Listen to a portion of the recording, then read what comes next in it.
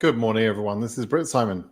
So I thought I would jump online and see if any of you were interested in asking any questions. Let me start off. I'm going to start off right at the beginning with obviously DV2020 and DV2021. I would say there's no news. Curtis pinged me the other day after my last live video to point out that they had filed a motion to ask Judge Mehta to basically to unblock the issuance of some of the visas. I didn't see that particularly as newsworthy because there could be any motion at any time, but unless the judge actually sort of rules on that or in a positive way, it's not really news, in my opinion. I get why a lawyer would think that's news. It's an important part of their sort of legal efforts, their ongoing fight. And Curtis always said he would fight all the time, and he is. He's still fighting for his clients, as are all the lawyers, right? But unless there's actually a decision made from that fight, it's not news, in my opinion. And we haven't heard on the appeals court. So that's why I said there was no news. And we're still in that same position. We have no news from, let me just make sure it's on me. We have no news from other sources on that either. Okay. So the other thing I wanted to do was talk about the data that was published last night by Zarthisius, and so I did want to spend a few minutes on that. So so I'm going to quickly say good morning to a couple of you. Good morning, David, and Dr. Programmer Fan, Allah Salah. That's an interesting one. But let's talk about this latest news on the next numbers. So let's talk about the visa bulletin that came out a few days ago and the 2NLs that were issued after that. I actually want to show you some data. Zarthisius took an extract yesterday, as he does every Friday night. He'd actually taken quietly, he took a couple of extracts during the week as well. And he didn't publish those, but they are part of his data set. And what he was trying to do was to help understand where the 2NLs were going during the week. Okay, and I'll get to that in a moment. I'll show you some of the activity from that information. But just in general, we can look and see how much has gone on. I want to sort of contrast for you. So let's contrast this for you. Right, if we go back a week in time, hopefully some of you have realized you can move this slider bar and you can go back a week in time and you can have a side-by-side comparison, as it were, of a couple of weeks, right, which is important. Let's just set this up. Okay, if we get that and we get this, okay, and then we'll see side-by-side, right? Okay. So on the right-hand side of your screen is last week's numbers, and on the left-hand side of the screen is this week's numbers, right? Let me get rid of that comment. Let's take out some space. Okay. So you can see that there's, firstly, last week there were 34,000 people scheduled from 16,000 cases. We've seen 2,200 cases scheduled for interview this week. And so this number is rising. It hasn't risen very much because it doesn't yet include the numbers from the in-transit cases. We know that there are 1,241 cases in transit right now. In transit is immediately, as soon as KCC send the 2NL, the case is marked as in transit on the SEAC system. When the embassy marks that as accepted, like they've recognized the cases come to them, they mark that case as ready. Okay, so and it's only when the case is marked as ready that we know which embassy it went to. When it's in transit, we don't have the embassy. So these 1,241 cases, we don't know the number of people on those cases, although I would guess that's around about 2,000, 2,200, something like that, of people on those 1,241 cases. We don't know which embassies they're going to. We don't know the regions or anything else. Well, no, we don't. We do know the regions. I'm sorry. We know the region or the number of the case number of those cases. So we have to wait a little bit for that information to develop as the embassies mark them as ready. The fact that some embassies, even from Monday, haven't updated their cases to ready is not particularly worrying or unusual. It happens sometimes. Sometimes the embassies get the case and they mark the case as ready straight away. Other times they delay that for a few days. It doesn't mean anything. It doesn't mean they're not taking the cases, they're not interested in the cases or anything like that. The cases that they are sent from KCC. The embassies know nothing about your case until the case is sent from KCC. And all the embassy has done is said, hey, we've got capacity for 100 cases. And so KCC select the 100 cases based on their rules, which is the AV processing rules, and send out those 100 cases to fill the capacity, right? That's how the process works. It's not any more mysterious than that. So that's what happened this week. And about 2,200 cases, we'll see in a moment, I've got a little bit more data, went out, some of which have been marked, some haven't been marked as received. Okay, but as I say, don't freak out about the ones that haven't been marked as received. We can see that there was a pretty big jump in Africa. I'll show these numbers in a little bit more detail in a moment. Pretty big jump in Africa. EU is slightly low, I would say. It's a little bit worrying. It wouldn't be worrying if a couple of the major embassies hadn't already accepted cases, but they have, and that's a little bit more concerning. Because I'll show you the data in the moment of why I'm saying that.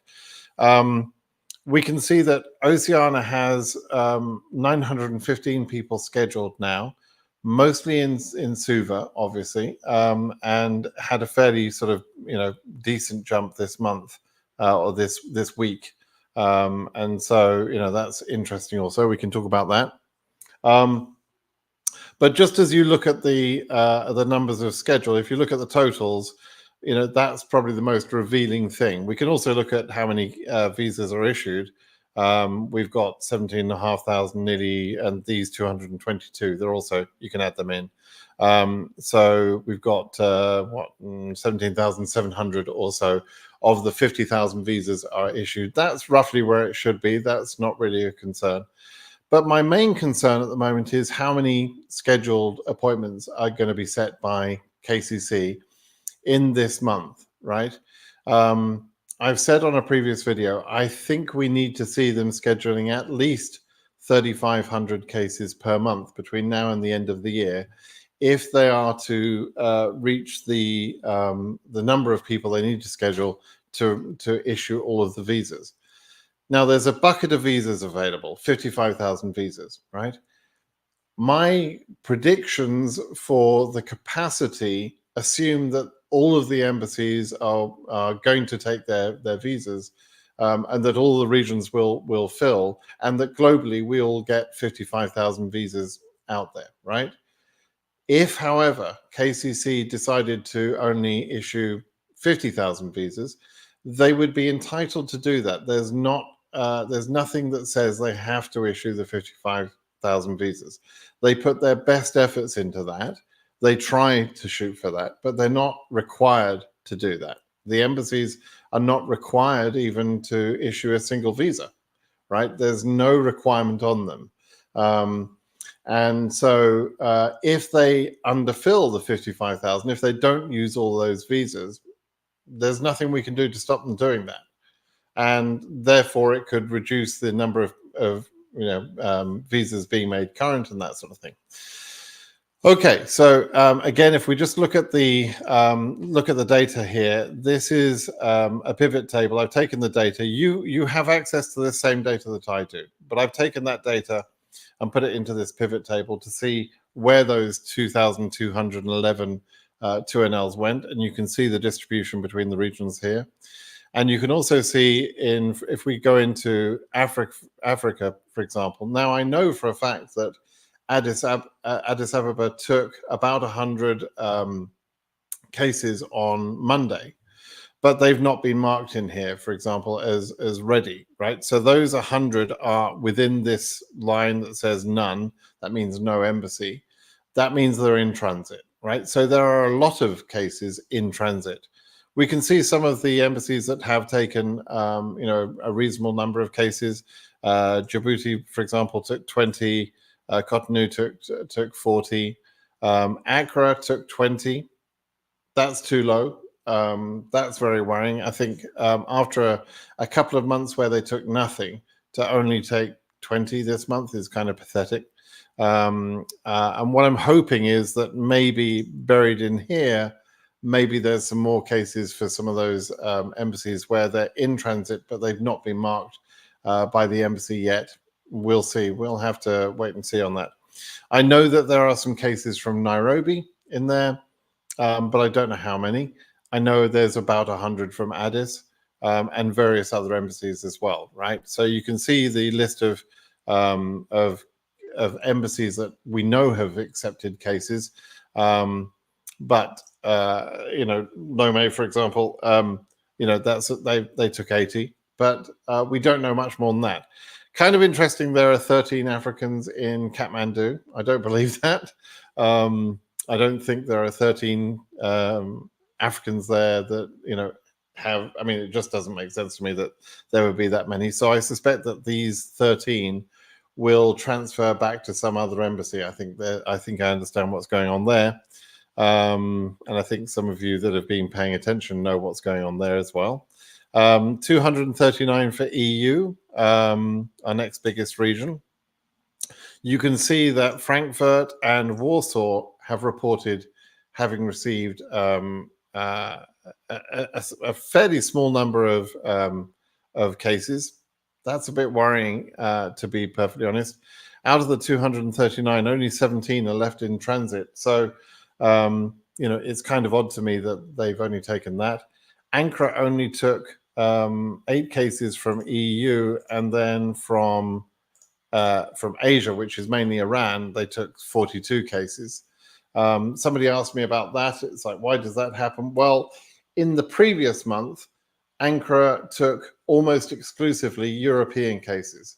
And if you understand how the AV queue works, it kind of makes sense that would happen. They would have capacity. They add the cases to the AV queue. It's a queue of cases in AV status. They add cases in number order, but that means that regions will go in a regional block. And so last month they were in a European block, and this month they're in an Asian block mainly. So I understand there are some people in Turkey that feel that the embassy is theirs exclusively and that no other region should have a chance to send people to Ankara. That's entirely bullshit. You don't own, none of you own the embassy that you live near. These are US embassies, they're American embassies. They are not beholding to you as local candidates, Europeans. They're not only, Ankara is not only for Europeans, in the same way that Nairobi is not only for Kenyans. And it's up to the American embassy to decide which cases or how many cases they will accept, and up to KCC to schedule those cases. And to the American, and I underline the word American embassy, they don't care which type of foreigner that is, whether that's an Asian or whether that's an African or a European or any region. They don't care. They're just cases that they want to process, right? So those of you that think that an embassy is yours and yours alone and only for locals, I'm sorry, you've got the wrong idea. The US embassy in Turkey is not only for Turkish people. right? And so, you know, that's the sort of thing you have to understand. So Ankara took 42 Asian cases this month, and next month I expect that to flip back the other way. They'll probably take a larger number of Europeans. That's just the way the process works with the AV status. Okay. You can see some other cases in important things to note. Kathmandu fairly low, I have to say, at 164. I expect to see a slightly higher number of cases from there. And so as we look through on Oceania, we can see Suva took 40, Sydney took 15. Suva is doing very well, and they continue to sort of give us pleasant surprises, shall we say. Sydney's taken some cases, that's great. And then there are some OC cases in Kathmandu as well. So, you know, again, I kind of question that. But it's not quite as unusual as 13 Africans. And then we can see what's going on in South America, and of course Havana is doing pretty well, and you know, no big surprise there. Okay, so that's the numbers for the regions. I just wanted to go through that. Now let me just say, we're at 2,200 after a week of scheduling. The scheduling, we started to see them schedule on Monday. And it went through to Friday. And this next coming Monday in America, not in the country where you are, but Monday in America, we'll start to see some more 2NLs. There will be more 2NLs, right? And we could see 2NLs coming out for roughly the next 2 weeks. Okay, so we're not over and done with yet. But there's already quite a number of embassies that have been given cases, and some of them are on the low side. I'm hoping that we're going to see this number, 2,200 cases, increase quite a bit. But we'll have to see. I can't predict what's going to happen. I just hope that they are going to go through my target of 3,500. I really want to see them scheduling at least 3,500. In this month, last year, they scheduled about 4,500 cases and 4,800 the month before that. Now, last month, they only scheduled 2,500 cases. That's nowhere near enough compared to the 4,800 they had scheduled in 23. And you know, so I'm hoping to see at the very least 3,500 cases this month. So fingers crossed for that. Okay. Okay, I'm hoping that was useful to give you an understanding of how things are going. Let me now take some of these questions. Right, ICC, good for you. CRO has been jumping by 5K regarding scheduling, which also happened this month from 20 to 25. Is it wrong to assume this pattern will continue and scheduling would end at 45K for September? I don't think you can make that. I don't think you can make that sort of. I don't think you can make that sort of assumption. There is kind of some logic to that, but you can't necessarily draw the conclusion of you know where it will end up. So the logic that I think that you know we can understand, if you want to calculate what an embassy is going to do, you can look at the number of cases that they have per 1,000, and you do that by looking at the case number range they've already scheduled to. Let's say if we look at, let's look at Addis. Addis had scheduled up to 14,200. Let's just have a look at the data here. I'm going to give you an example which will kind of show everything you need to know in a sense, right? So if we just look at the raw data. Now this data is available from Zarthisius's website. You can download it the same as I can, and so you know go ahead and do that for your embassy if you're interested in doing that, right? So if we just look at Addis here and we look at all the cases they've got, we can now see that between 0, or if you like, and 14,214, they took, and I'm ignoring that OC case, but you can see the number of cases, right? They've taken 300. Oh, I'm sorry. I need to show you this. So I'm filtering the data and showing that I'm looking just at Addis, right? And you can see that they have taken 314 cases. I'm going to turn your comment off for a moment, ICC. 314 cases, which is, or 315, including the OC one. And it goes up to 14,214, right? So you take that 314 number and divide it by 14.2, and you'll get an average number of cases per 1,000, right? And you by doing that, let's just pull up the calculator. Let's do that. By doing that, you can sort of get an average number, which is kind of important, right? So 14,200, let's say, is the case number. And in that, we've got 315 cases, 45 cases per 1,000. Is that right? Yeah. Yeah, that's right. So, so in other words, we'll do it the other way around. 14.2 times 45. We get, no, that's wrong. Hang on. What am I doing there? So let me just do this again. Just make sure I'm sort of thinking right. Oh, it's the other way around. I should be dividing the other way. So yeah, 300 and, sorry, I've got the numbers all over the place. So 315 cases divided by 14.2, right? What on earth? 315 divided by 14.2. There we go, 22. So an average of 22 cases per 1,000 for Addis up to now, right?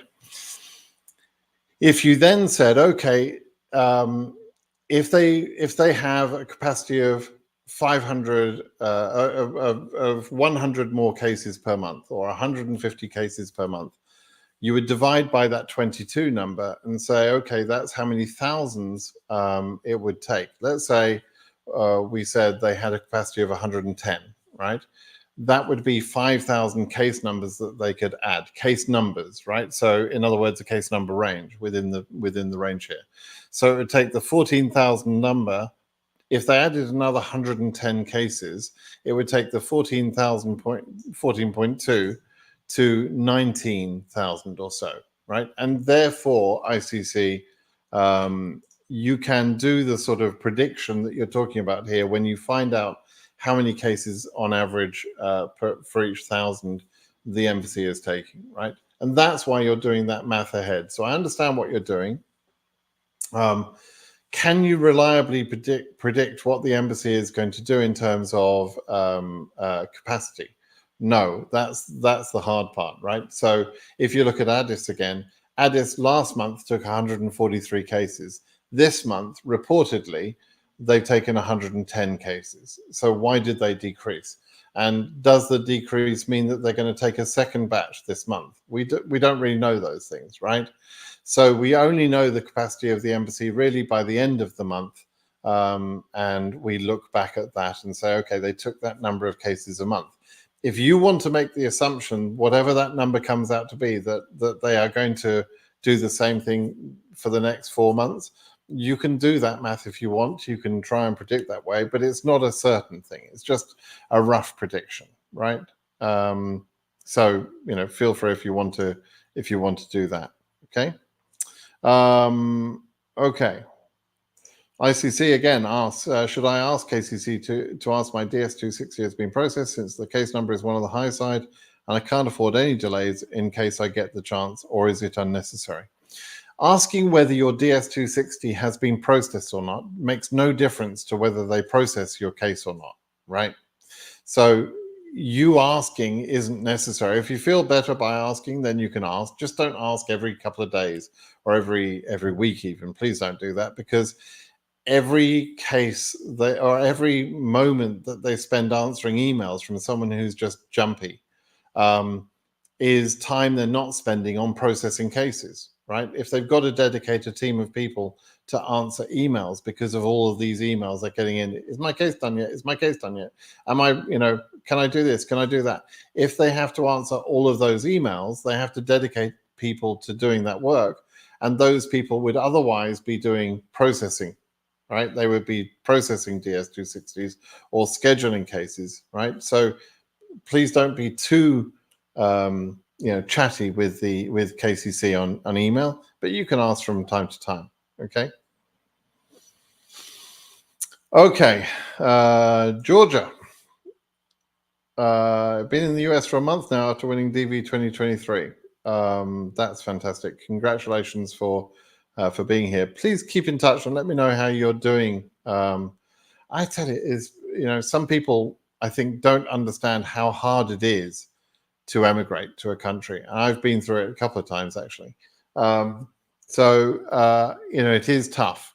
So I hope you're doing well. Just be kind to yourself. Don't set huge expectations. Don't be disappointed when things take longer than you think they will take to get jobs, to get a car, to get a house or whatever. It takes time.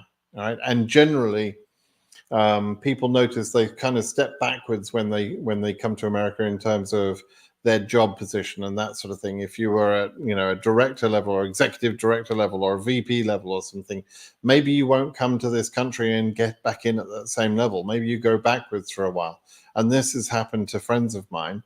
And sometimes you accept a job really below your level, but if you're good, you're going to very quickly exceed the performance of other people around you, and you're going to get back on the promotion path very quickly. That can happen in America. If you're good enough, you will make it here in America. That's the difference, right? Whereas in other countries, I think maybe opportunities are less good, perhaps. And if you're at a company that isn't promoting you and you've taken a role below your level, etc., then change your job. There's plenty of jobs out there, right? There's plenty of companies willing to hire people. It's easiest to change your job when you have a job, right? So take a job that you have to, see how you're getting on with that, try and get promoted back to your level. And if that isn't working, if they're not promoting you within a year or two, you definitely want to move on to another company and go to the interviews, be interviewing at other companies to improve your position, right? Get back to the level that you were at or above.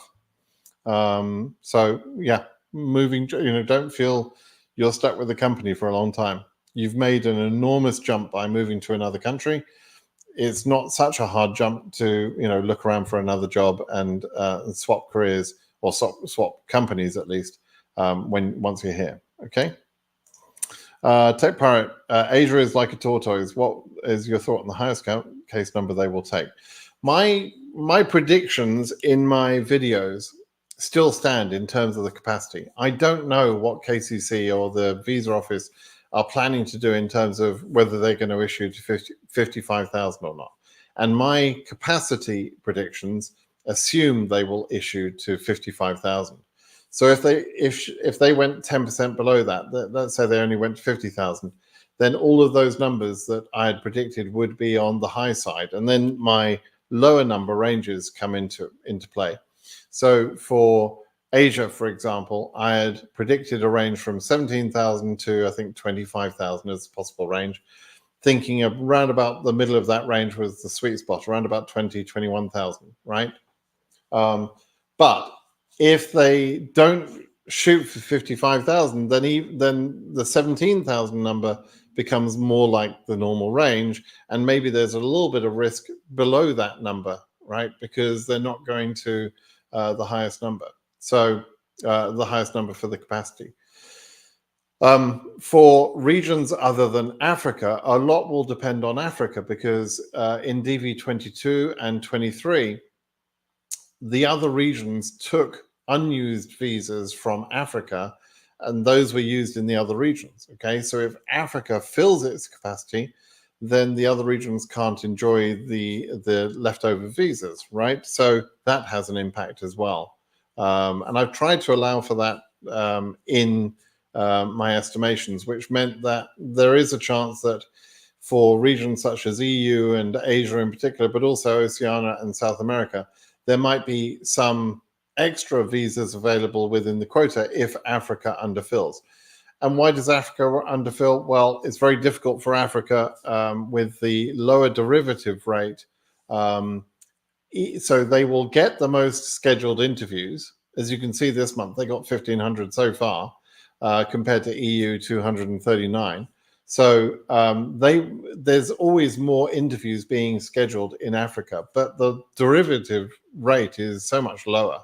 that the actual visas issued is also lower. The refusal rate is slightly higher in Africa compared to EU, for example. That's true too. The non-response or the no-show rates are slightly higher in Africa. So we do need to see, for Africa to fill its quota, which is almost 24,000, we need to see a lot of scheduled interviews. And then it comes down to a capacity concern with the embassies themselves if they're not giving enough capacity, right? So it's a very complex calculation. What I do think, I have to say, I don't like doing visa bulletin predictions, month-to-month predictions, but just looking at the numbers, it seems like they probably have to do a bit of a jump now in some of these regions to kickstart the embassies. There should be a conversation going on with the embassies saying, hey, you've got to schedule more than 100 cases, more than 50 cases, whatever the number is. You've got to try and schedule more of these cases, and you've got to do 3 or 4 months of high performance. If you don't do that, we're not going to issue the 55,000 or get anywhere close. So come on, embassies, you can do it. That's the conversation that I hope KCC is having to try and encourage the embassies to give more capacity.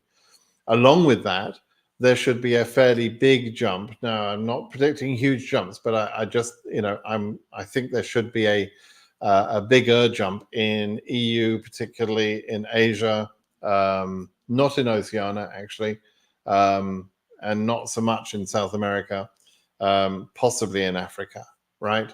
So I expect them to try and push on the visa bulletin numbers a little bit in order to reveal enough cases to take advantage of the embassies that do have capacity, and at the same time be talking to the embassies to say, hey, increase your capacity, please. We need to get these visas issued, right? So I'm hoping to see a bit of an increase that will make a lot of you happy next month, but we'll have to wait and see whether that actually happens or not. Meanwhile, we have good embassies who are still backlogged, right? Nairobi, it's reported that Nairobi, for example, only scheduled cases up to 40,000. So that means they probably only gave around about 200 capacity. We need to see them starting to take like 300. And in general, all of the embassies, Algeria, Casablanca, we need to see those embassies taking the capacity that we've seen in the past. Okay. Went for interview at Nairobi Embassy. The visa was approved, but for about 4 weeks now, the status still is ready. And the customer care tells me to keep checking the status. Right.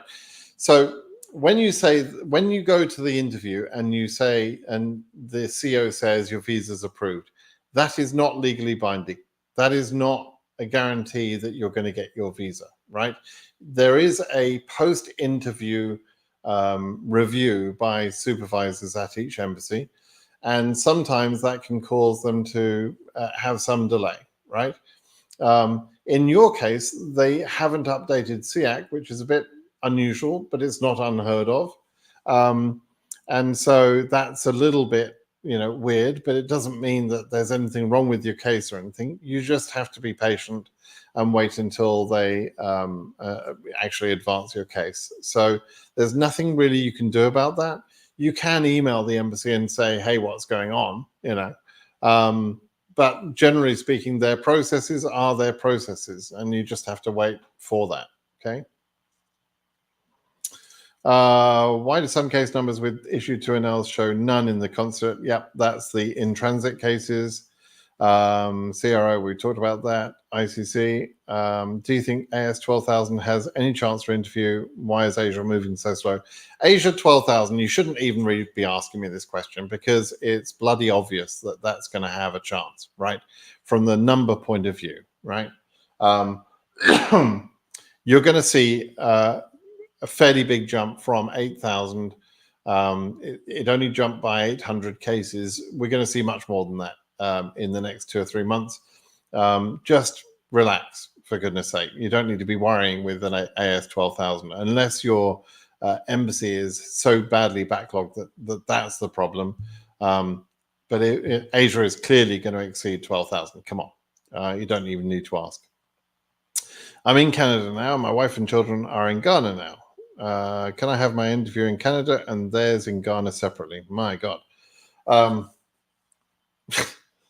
mean, is it technically possible? Yes. But would that be a wise thing to do? No, that would be an absolutely stupid thing to do, David. Think about it. Nobody is getting an interview in Ghana, right? I don't know what it means to you in terms of your family situation, but if you get your interview set up in Canada, then do whatever you have to do to get the family over there to attend the interview with you, because it's going to be much more expensive once you've got to the end of the year and Accra have let you down and haven't scheduled an interview for your family, and now you've got to sponsor that family through a family-based process. It takes years to do that, and it's expensive. So it would be much cheaper to get them plane tickets and get them over with you for the interview, right? So whilst it technically should be possible, we're talking about Accra. And so, if you've got any sense at all and you get an interview scheduled in Montreal, get them to you, right? It would be stupid to do anything else but that. This is not, you've got to make smart decisions. And so you may have to, if you know that's coming, go out and do an extra job or do whatever you have to do to save up that money to get those air tickets. Trust me, that will be the best way in the long run, much better way of doing things. It's going to be much easier for you that way. Hybrid, is the 2NL come good for Asia? Yeah, I just talked about that. Where DV 2023? DV 23 finished. All the visas were issued, and there are no more visas to be issued in DV 2023. So, yeah, you should know that. Apang says, wanted to be sure it's possible for my wife to enter the US before me. She is the principal applicant. Yes, the principal applicant can enter before the derivatives or with the derivatives, but a derivative spouse or child can't enter before the principal applicant, right? So yes, your wife can do that. If you think it's a bit weird because she's female, you're male, just understand, in America, we don't give a monkeys about those sort of ideas that women aren't equivalent to men. I mean, at least in most states, where people have got an IQ more than 85, people realize that women are equivalent, equal to men. And if the woman is the principal winner, then she can enter, right? There's none of this, very old thinking that goes on in some parts of America. It still goes on, but maybe in other countries it's more common. I don't know, but yeah, she can enter. She's allowed to, even though she's a woman. She's allowed to, and she doesn't need your permission. Have you your thoughts or projections across range?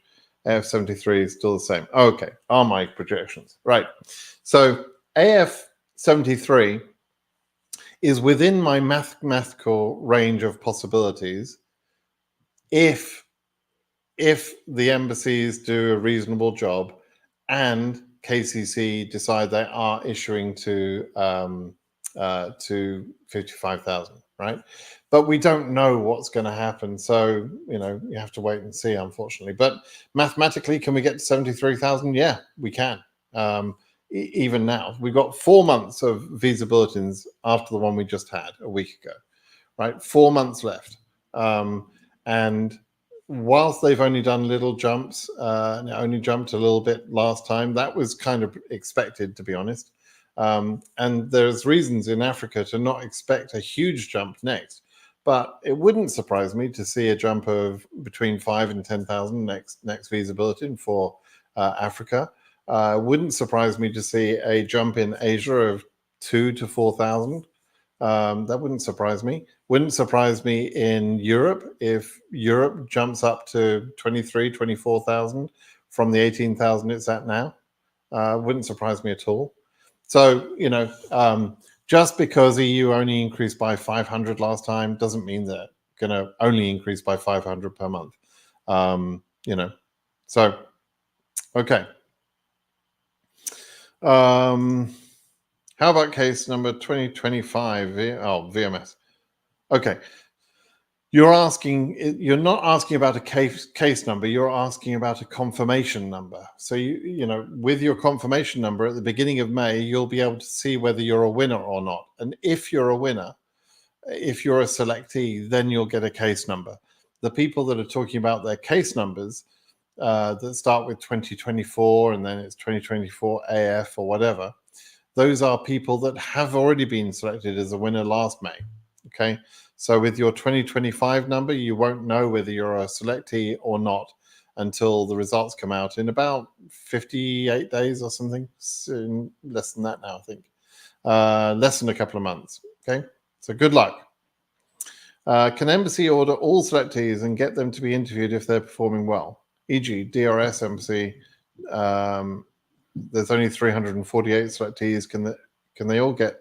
Yeah, a good performing embassy should be able to keep up with the visa bulletin. That's the ideal scenario.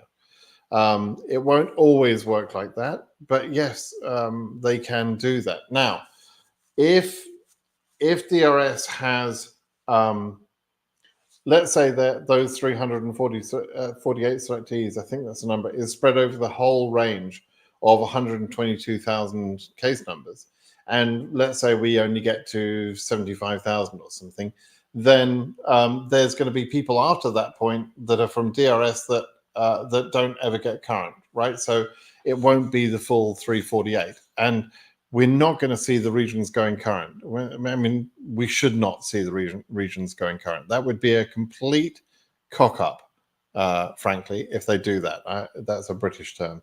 A complete mess if they just put a region current. There's absolutely no reason why they should be making any of the regions current. There are too many selectees, and it's very, very obvious. I mean, it doesn't need very many math skills to figure out that they've got way too many selectees, right? Okay, Richard says AF40K Nairobi received 2NL yesterday. I'm 46. Can I expect my 2NL next month? Yeah, okay. So this is the sort of thing that we were talking about. Can they go from the 40,000 to 46,000? This is what I was trying to sort of say earlier. Now, Nairobi is averaging around about 60 cases per 1,000. So to get from 40,000, I agree, it's probably about 40,000, maybe 41, 42. But to get from 40,000 to your number, they would need the capacity to do 6 times 6,000 at 60 cases. 6, 36, that's a bit more than their capacity, right? 360 cases that would be if it's 60 cases per 1,000. So, is that, let me just check with Nairobi. Let me check the math here and make sure it really is 60 per 1,000. Of course, I'm not going to be able to see everything correctly, but let me just check something here. So the 36. So up until yesterday, when more visas were, more 2NLs were scheduled, there were 1,200 cases up to 36. So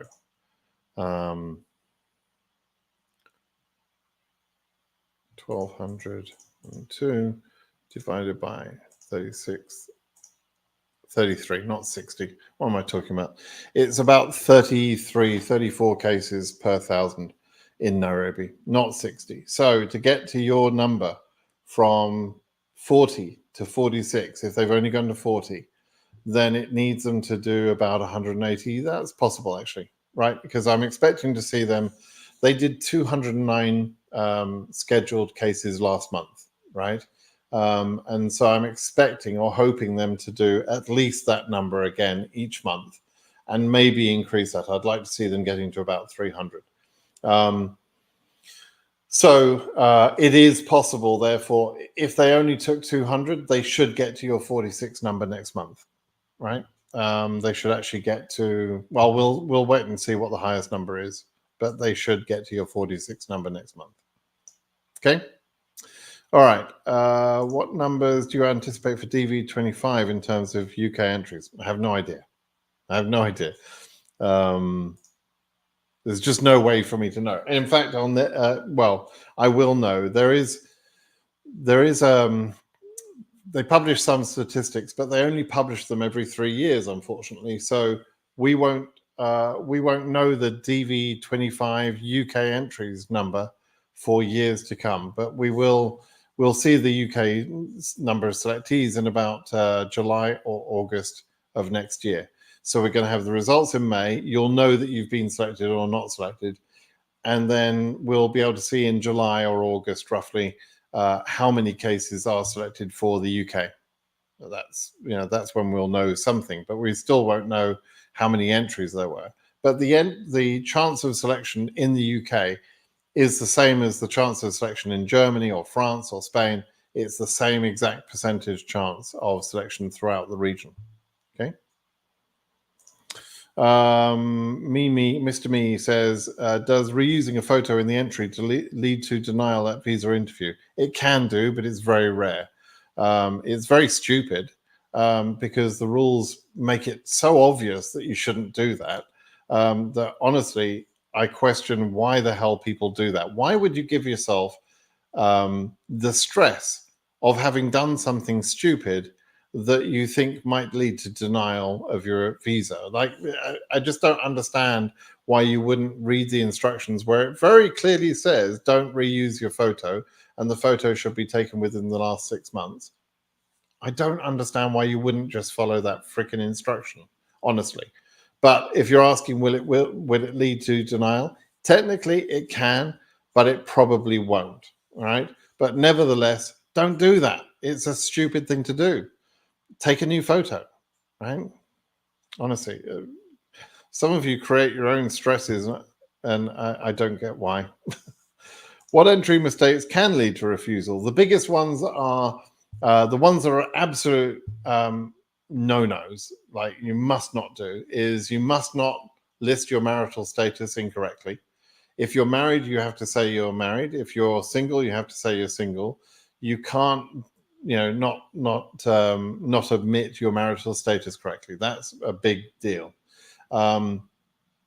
If you miss off any of your derivatives, if you miss your spouse off, if you miss a child off, that's 100% denial. You can't come back from that one, right? Can't come back from the marital status thing.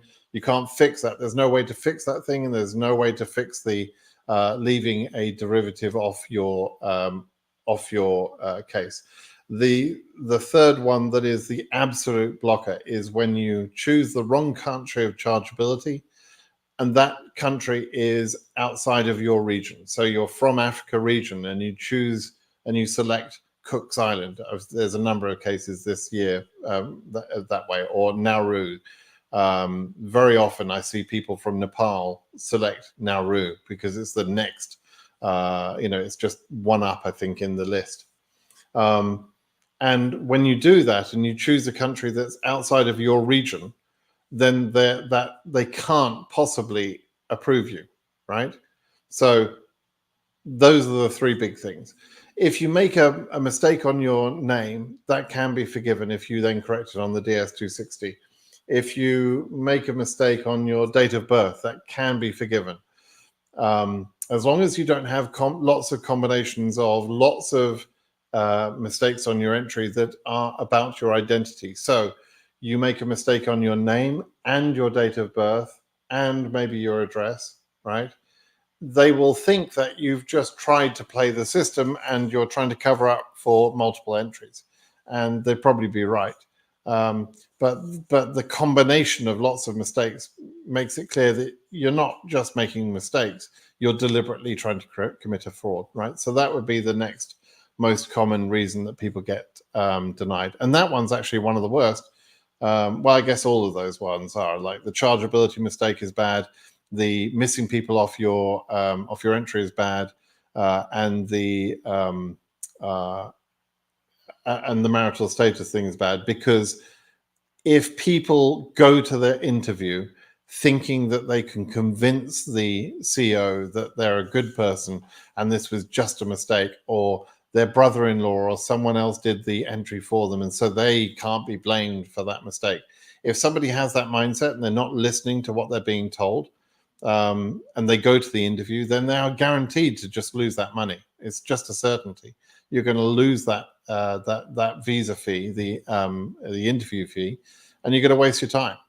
But every year I tell people, people around about May will be, telling me, oh, I did this, but I left my wife off, or I did this and I left my kid off. My kid wasn't available. My kid was in school, so I didn't take a photo of my kid. Or I couldn't get a photo of my kid or whatever, so I left them off. Can I add them to the DS260? And I'm like, no, you can't move ahead with your case. If you move ahead with your case, as soon as they find out you've got that problem with your entry, they're going to disqualify you. They have no choice.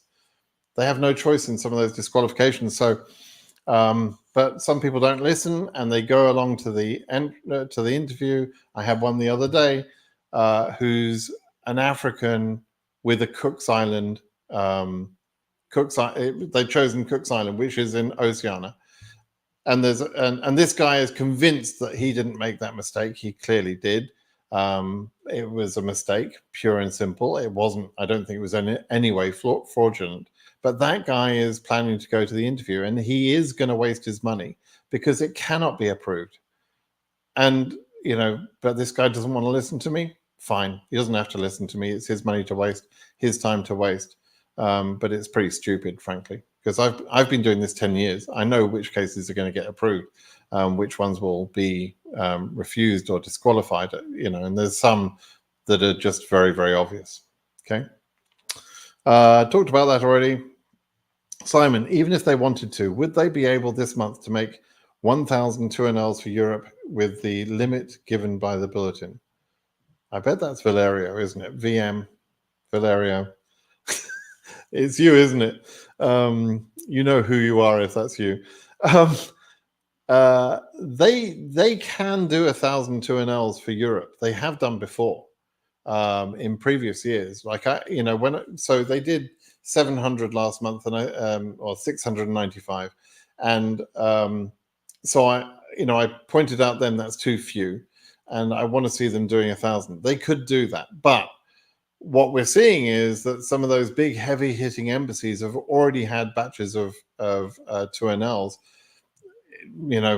Are they really going to go back and give more to those embassies? That's not normally the case. It does happen sometimes, but it seems a bit weird with what they're doing. So I'm a bit concerned that they're only going to do like 700 again. And I hope I'm wrong about that. I want to see them issuing 1,000 for Europe, and Africa. I still need to see another 200, 300, 400 before I'm sort of happy, shall we say? So yeah, we'll see what's going on. Received the 2NL from Mumbai Embassy, but on it there is only one date.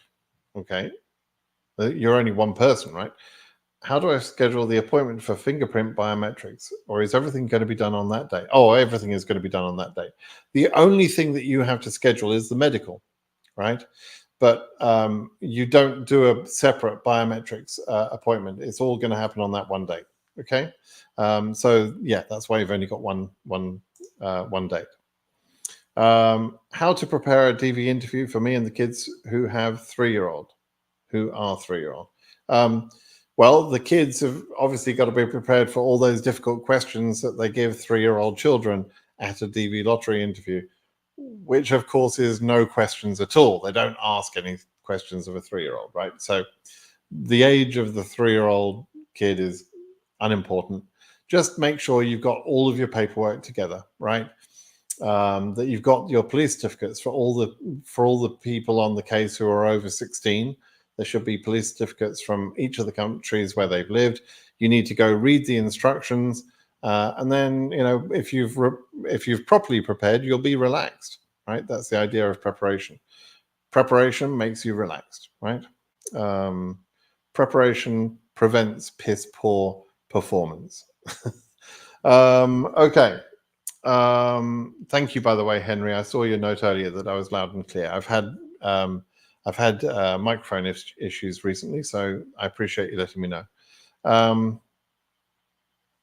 Please like and share before giving you a comment to promote this channel. Yeah, absolutely. Promote this channel. Oh, Joey, you keep asking the same question, and that question has been answered. Hang on a second. I capture a Facebook account as the only social media in my DS260, yet I have a Twitter and Instagram account and can't unlock because I got the 2NL. Is that going to cost me the visa? Look, Ibrahim, I don't know why you didn't answer all the questions. Like, you know, people are selective about the questions. Honestly, it makes me wonder why people do these things. But anyway, unfortunately, the risk you've created only, you know, only time will tell whether that causes a problem. Most likely, it won't cause refusal because you left off those other social media accounts, but it might cause you some delay after the interview. They might ask you to fill in a DS5535 because you've told them you've got only a Facebook account. They have probably searched and found that you've got other accounts. So they're probably going to give you a DS5535 so that you can fill in all the information properly and they can do another background check. So that's probably going to cost you time, but I can't be 100% sure that it's going to cost you that delay. They might just approve your case. You know, you'll have to wait and see. But there's no need to give yourself extra stresses if you just answer the bloody questions correctly on the DS260. So, okay. I understand there were 2NLs issued to Nairobi Embassy yesterday. Any idea, is this true? Yes, it's true. I'm asking this because it doesn't show the CF data extracted today. Yes, it doesn't show because the embassy hasn't marked them as ready yet, but that's okay. They did get 2NLs. There's ways that I can tell. If I hear things from multiple sources, independent of each other, that's how I know when something is true, right? So yeah, it's fine. EU 30,002 something. Is this case number under arrest? Yeah, you got some risk. There's obviously only 4 months of scheduling left. The number is at 18,000 right now, so there's a fairly big amount of visa numbers to get through, between 18 and 30. But it's not impossible that happens. Not impossible at all. And as I say, I think there's going to be either this next coming month or the month after. There should be a pretty big jump in numbers in EU because they need to reveal more numbers. But I can't be 100% sure that they intend to try and issue all of the visas, the 55,000. So we'll have to wait and see, right? Do we believe that the latest Asia visa bulletins will reach 27K? No, I don't believe that will happen. I haven't believed that. I've published capacity numbers in my predictions in January, and things have not got better. It's become more of a risk now, right? So if anything, my ranges that I talked about in for Asia and other regions in January now look optimistic, not pessimistic. So, and in Asia, I said it could be between 17 and 25. So 27 has always looked like a very high number. Now, does that mean it's impossible for it to get there? It's not impossible. It's just not very likely that we would see that that getting there. The numbers, becoming current to that point, and it's less likely today than it was when I made the prediction back in January because the visa bulletin hasn't moved very much, and the number of interviews being scheduled last month were not enough, right? So, it's a bit more scary. Umesh, living in North Carolina, I want to thank you for your advice. You're very welcome, Umesh. I hope everything's going well for you there in North Carolina. But North Carolina is beautiful, by the way, for other people considering where to live. North Carolina and South Carolina, nice places. Politically a little bit strange, but not as bad as some other places, right? But yeah, Luis, good Lord, a blast from the past. I'm glad to hear from you, Luis. DV 2022 winner, now happily living in Houston after quite a battle, right? Thanks for all the help, Simon. Well, that's kind of you, Luis, to say thank you. Although you've been very helpful to me as well, so the feeling is mutual, and I'm glad to hear you're still battling away in Houston there. So good luck to you. Can you explain on the said 7,000 cases which were reserved in 2021? Please address. Do we still have hope? 21 and 2020 are still going through the court cases, right? And we're still waiting on the appeal. Judge Mehta gave us a win, and the government weren't happy with that win, and so they appealed. And while the appeal is happening, we have to just wait. In DV 2021, you have to have been a plaintiff on one of the cases in order to benefit from that, right? So if you weren't a plaintiff, then you're not going to benefit from that anyway, and you need to move on with life. Whereas in DV 2020 cases, there was a class action that covered everybody, so everybody can benefit from the allocation of visas that was made for 2020 cases, about 9,000. Right, so everybody in theory has a chance of benefiting from that, but both those years rely on the outcome of the appeal. Okay, so we have to just wait for that. Is July the last visa bulletin that publishes the cutoff number for September? What is your opinion on EU cutoff? Yes to your first question, or your first point. The visa bulletin that is published in July, which is called the August visa bulletin, is the last visa bulletin for DV 2024, right? What's my opinion on the EU cutoff? Well, we'll wait and see. I've given some predictions, but we'll wait and see how we get on, right?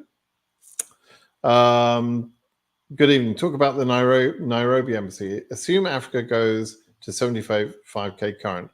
Will Nairobi Embassy get to that case, assuming it continues scheduling cases? So that will be tough for Nairobi to get there, I have to say, even though Nairobi is doing very well. And this is where capacity and time come into play with the overall case numbers. So, if Nairobi only releases 200 interview slots per month, and we have 4 months left after this month, then that's only another 800 cases. And I think they would get probably more than 800 cases in that remaining time before 75,000 case number. So I haven't done the math exactly, but it sounds like a high number. We'll have to wait and see what happens. Okay, really, it's quite difficult to do long range forecasts like that. There's so much that can happen. Nairobi could take 300-400 cases in a month and radically change things. So we have to wait and see. Seems like there's no 2NLs in Yerevan so far. Yeah, I'd noticed that. None so far that I've seen, but the month is not over. And although it's not a strict rule, we do know that the embassies are given 2NLs roughly in alphabetical order. So it's not a surprise that Yerevan has not received any 2NLs yet. It's not really a surprise at all.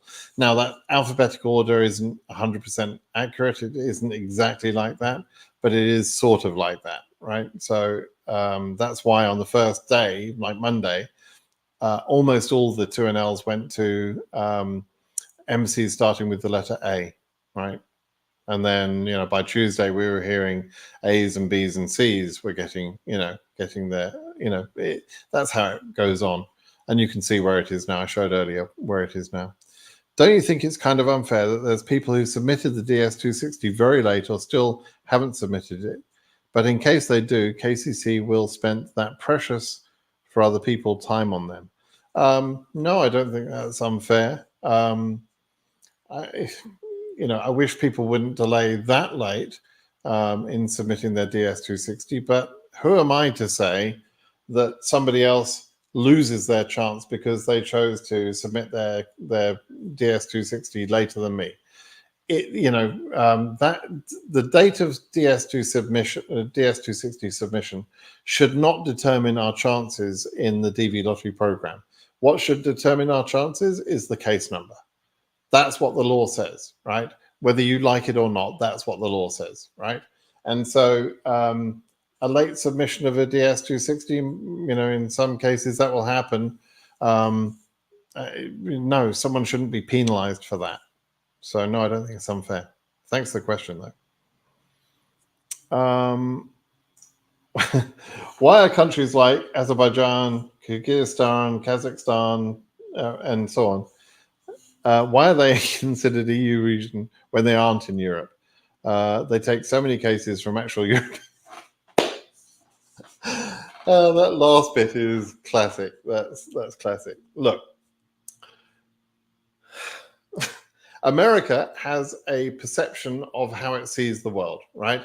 And its perception is that it's arranged these countries, including Uzbekistan, into a grouping of countries called Europe, right? Now, if those countries were taken out of Europe and put into some other region, then their population will be taken out of Europe as well, and that would change the number of visas available to Europe, right?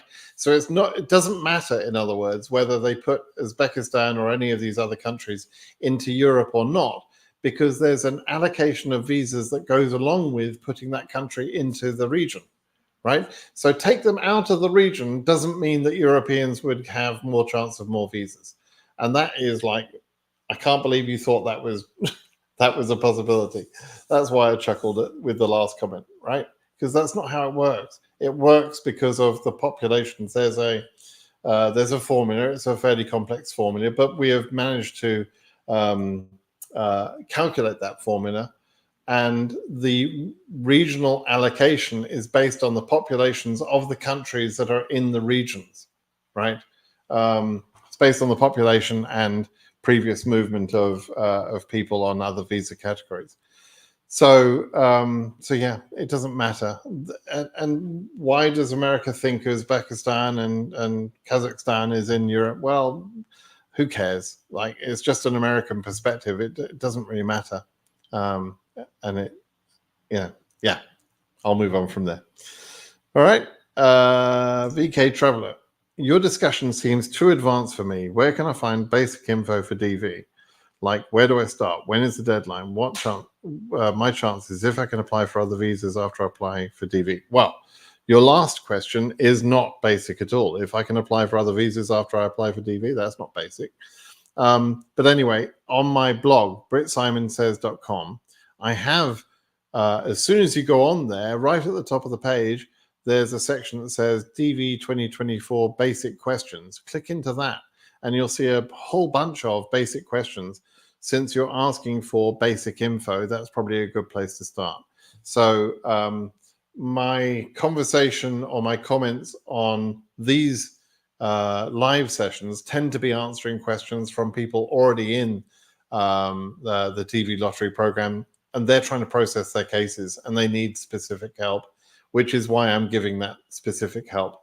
But if you're just generally interested in DV lottery, go read my blog, where I've got all sorts of information, basic information that you would need to know. Okay. And if you need to ask a question after reading all of that, by the way, you can ask a question on britsimonsays.com and I will answer it there. Okay. Can someone come to the US for 1 week just to activate the green card and then go back to home country to prepare for permanent move and to the US and re-enter US 6 months later? Absolutely, yes. Yes, people do that all the time. I call it an activation trip. And so, yeah, you can do that.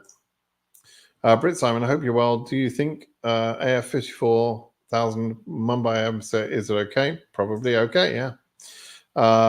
We have 18.5 EU. Do you think it will be current next bulletin? Almost certainly, yes. I mean, I can't see that it's not going to be current next visa bulletin. If so, what do you expect when our interview will be? When your interview is depends on whether your DS260 is processed and which embassy you're at. Are you at an embassy that is right up to date with its interviews or not? You have to consider whether your embassy is backlogged. You also have to consider when your DS260 was processed.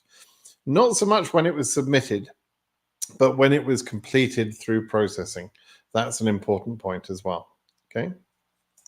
Why are there a lot of cases regarding previous years stuck in ready status without getting interview? I noticed that in the Zarthisius website. Cases stay on a ready status for various reasons, right?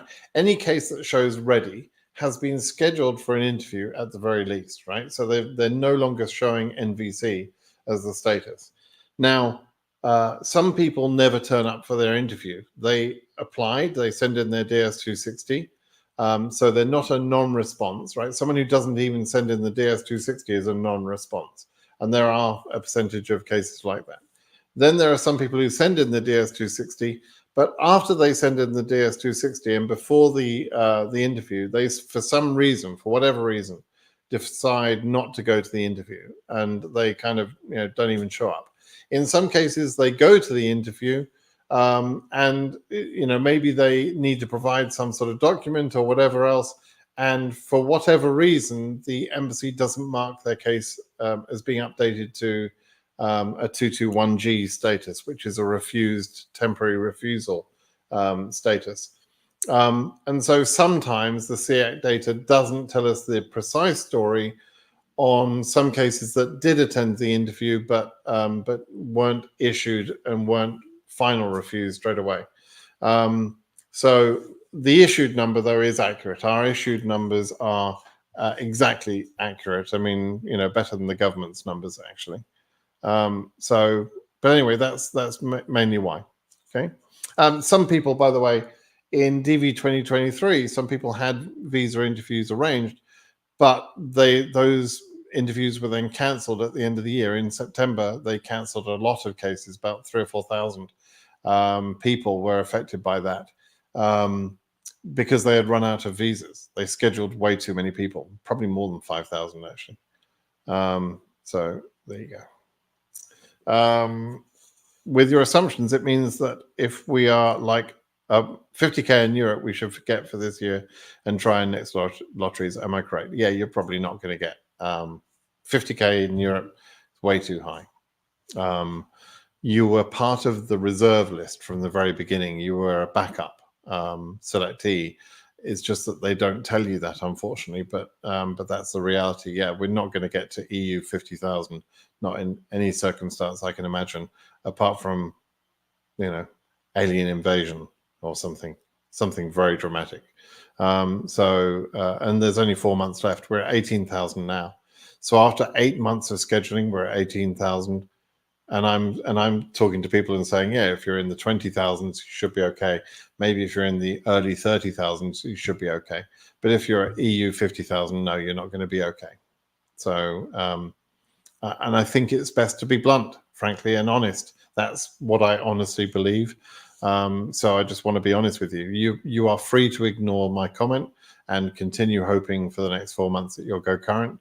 And you'll know in July for a certainty. In July, you will know. Okay.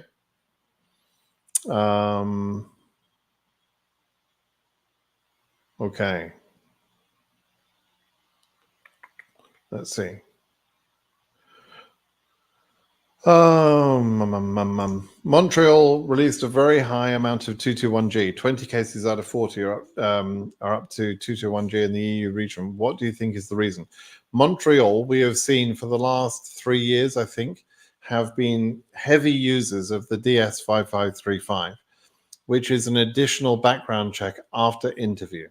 I don't know why Montreal started doing that. I don't know what it is about them that makes them a heavy user like that, why they do that. Other embassies are not like that necessarily. Johannesburg is a little bit like that as well, tends to be a high user of the DS5535. But I've found no explanation anywhere of why they do that. No real idea. I don't know. What are the chances that Donald Trump will close the green card lottery? First of all, Donald Trump would have to be elected as the president of the USA. I'm hoping that doesn't happen. I think it's unlikely to happen, but it's possible because there are enough idiots in this country that can't think their way out of a paper bag, that they can't recognize that he's such an unqualified individual. So let's say Donald Trump became the president. The president of the United States can't just make up laws that they want to make up, right? That's not how lawmaking works in this country. laws have to be passed through a bill to make a law has to go through both houses, and both the House and the Senate, and it's very difficult to get everybody to agree on any change of law, right? And so there would have to be a change of law to stop the DV lottery. And that would be an immigration law change, which is very unlikely. And as Bill Barr said, Bill Barr was part of the Trump administration. And he fairly famously, you can look it up on YouTube, he famously was asked, what do you think about Trump as a candidate? And Bill Barr said, with firsthand knowledge of Trump's presidency, he said, look, if you believe in Trump's policies, if you like the policies, I don't, but if you do like his policies, then he is the last person that you should try and elect, because he is the least likely to be able to advance those policies, because he's an incompetent idiot, right? And he doesn't understand how to make laws, how to do politics. He's just a bravado bullshitter, and doesn't understand what it takes to move law ahead. So the least likely person to deliver on those stupid policies that Trump says he wants is Trump. So when Trump says he wants to close down the lottery, he is the least likely person to achieve that goal, right? As a presidential candidate. Now, Biden has not been perfect for immigration by any means, right? And so Biden hasn't achieved much in the way of immigration reform either, because immigration reform, change of immigration, is very, very difficult to get people to agree to. So how likely is it that we'll see the DV lottery being cancelled? I've been doing this sort of advocacy for DV lottery people for 10 years. Every single year, there has been discussion about, will the DV lottery be cancelled? Every year of those 10 years. And it doesn't happen. So I think that DV lottery will just continue until we see a change in politics.